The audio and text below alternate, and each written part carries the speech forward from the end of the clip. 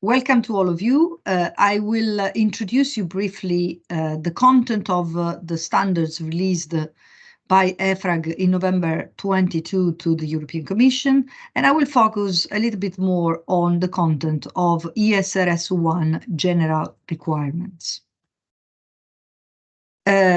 November, the EFRAG released a package of documents to the European Commission, including a cover letter, a due process note, an explanatory note, and a number of appendices. Those are important and useful to navigate the content of the standards themselves and to understand the motivations and the reasons why certain decisions and contents have been included in the standards.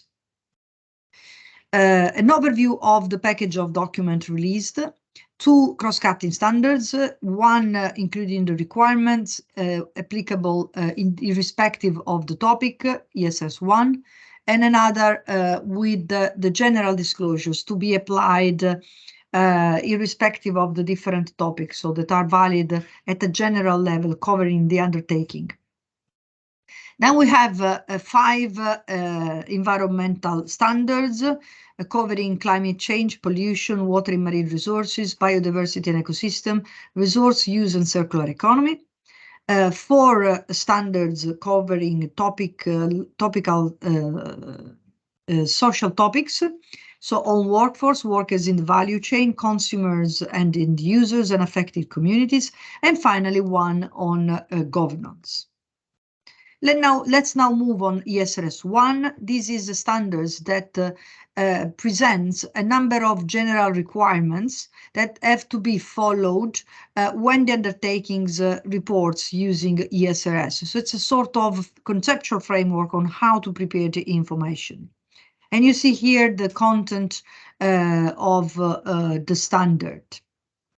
The standard is also accompanied by a number of appendices, which are equally important. Some of them are authoritative, such as the application requirements and the qualitative characteristics of the information, which is a key conceptual pillar of the ESRS.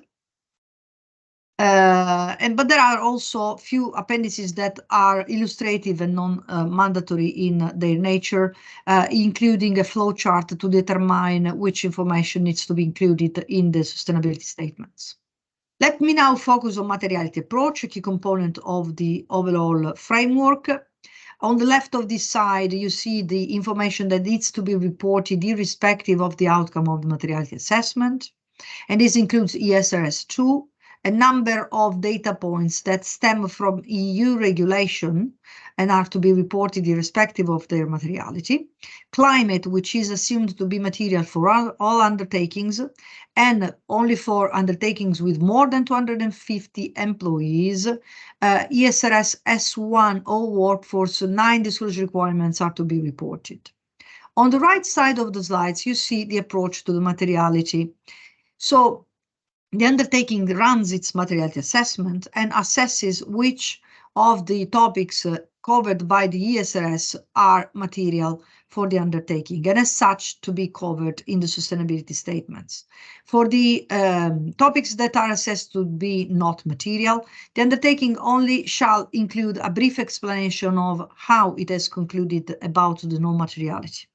On the contrary, for the items that are material, the undertaking needs to decide which items of the disclosure requirements in ESRS standards needs to be included in the sustainability statements. And in doing so, all the items related to policies, actions, and targets are to be reported in all circumstances, with an important clarification that if the undertaking doesn't have a policy, action, or target, it just reports stating this fact, and eventually with a plan, if there is a plan in place.